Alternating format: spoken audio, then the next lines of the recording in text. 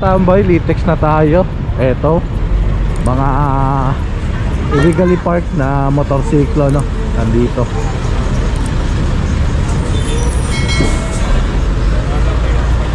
Uy.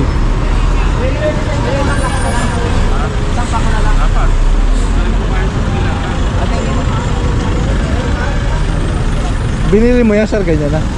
O ginawa mo lang? Binuo mo lang. Ganito, Sir Joey, considered ano yung mga ganito po? Wala naman tayo titikitan.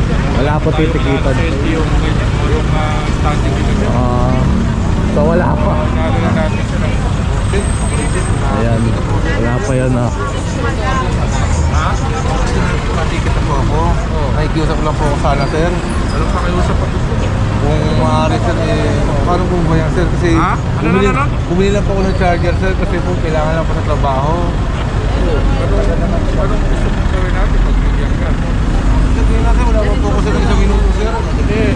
Hindi natin pinag-uusapan kung nakailang minuto kayo. Po. Pinag-uusapan natin dito, inarangan ko itong kalsada, which is foul, pero hindi ko kalsada. Sige po, natinda ko po, sir. Opo. Sorry. Naintindihan mo naman pala.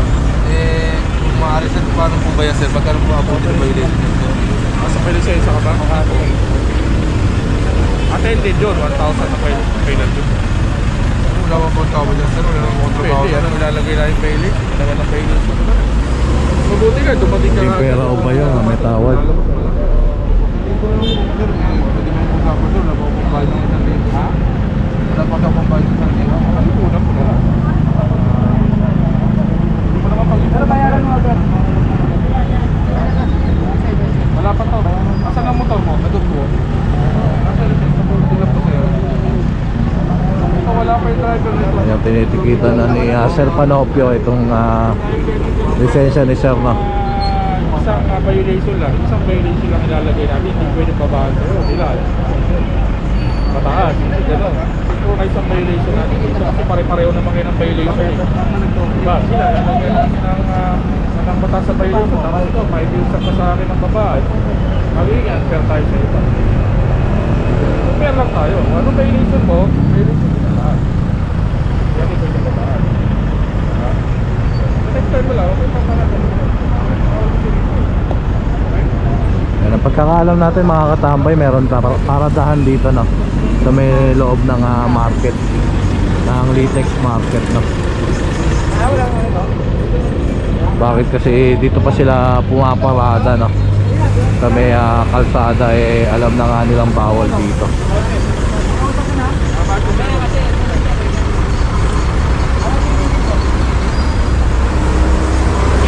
Alright mga katambay, IBP Road pa rin tayo. Ay, Commonwealth Avenue na pala ito mga katambay, no? So, ayan, nagliligpitan ng mga lona rito sa palengke, sa Teletapa, no? Ayan, titiklop lang nila, pinapatanggal na ni Epe, pinapatanggal na ni Sir Joey, no?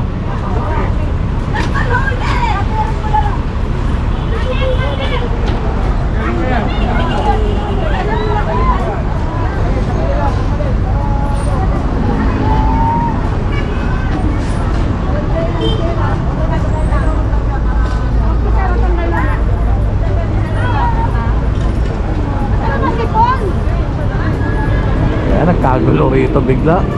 Dumaan lang ang ating clearing team, no? Ang task force at ang stove. Sugatan pa si nanay, oh. Mamadali na ano. Yan, nagsinuguna si nanay. Kakamadali. Sabi ko nga, huwag mag-panic eh. Relax lang. Ayan, nagpanik na kasi yung mga tao dito, no?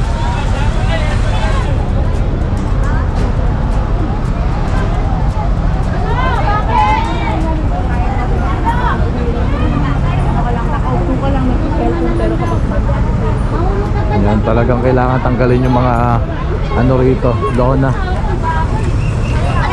Uy.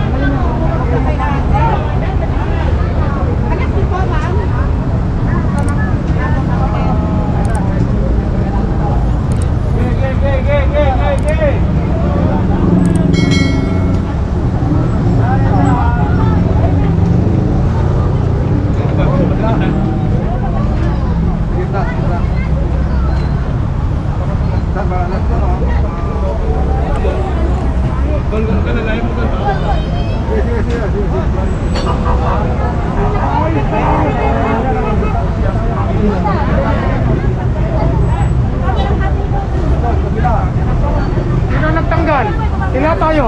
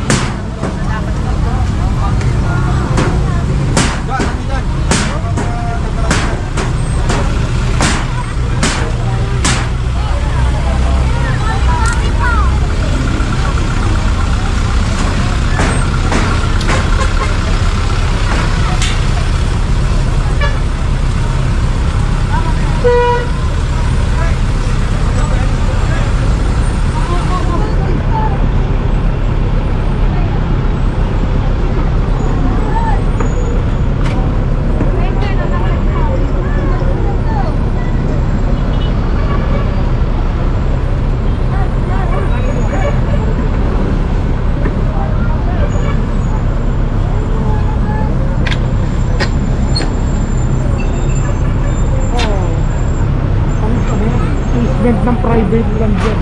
Ito sir. Oh, pero bakante yung likuran yun. Opo. Sino nagpapesto sa kanila dyan? Yan ang aalamin natin kung pinayagan ng barangay or ano, pero pasok naman siya doon sa setback sa easement. Na private. Baga kung sidewalk ang pag-uusapan, Opo. passable lang sidewalk. Kaso lang, Nag-extend. kaso Ayun. lang ito, easement ng private lang. sa Opo. kanila. Ay, may para ano na no? Permanente na. Sementado. Ayan no. Pero nyo na yan, tayo na magtanggal, kayo na mag... Sige na, tayo na, kanina pa yan, kanina pa. Sabi tayo tumatagal. Sampulan nyo na yan. Ilaw, ilaw.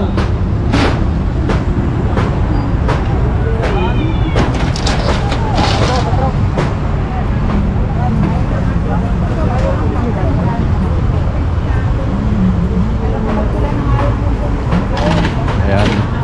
Tanggal na, kumpiskado na yan mga katambay. Tara, larga. Kumpiskado po yan.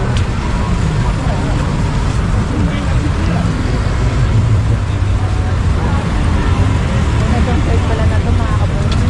Ano pala? Lagi na mga nakalagay.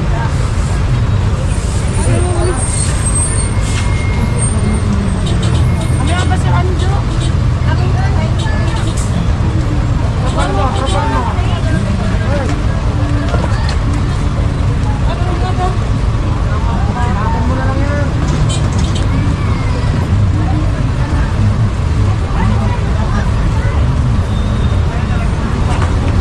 Ito po mga basura nga po na nilalagay ng alam po sa karton.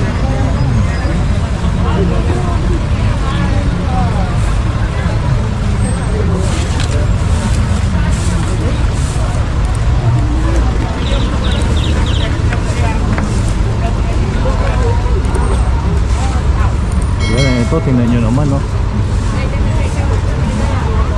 Sagwa na ng itsura na ito. Camera ni Katambay. Subscribe, Katambay subscribe.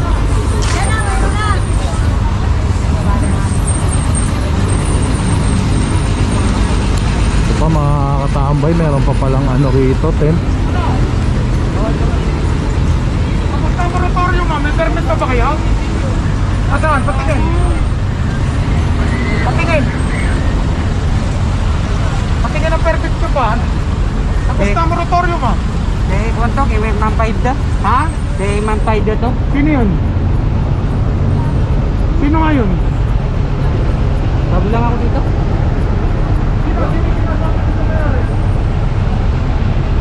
Ha? Hoy, ba't di kayo sumasagot?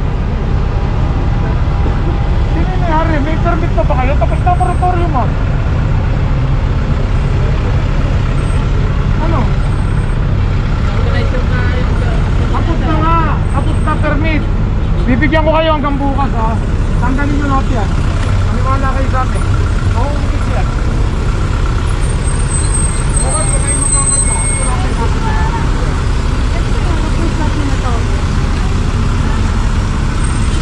Hanggang bukas ha. Tanggalin nyo lahat yan.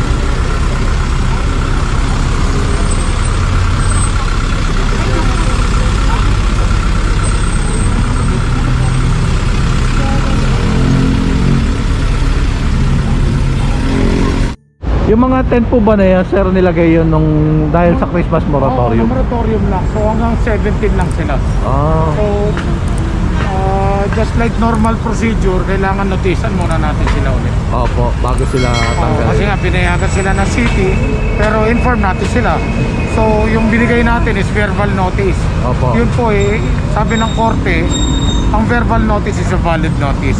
There are 3 types of notice, the verbal, the written, and the notice to the public. So, yung binigay natin kanina is verbal notice. Thank you, Sir Richard.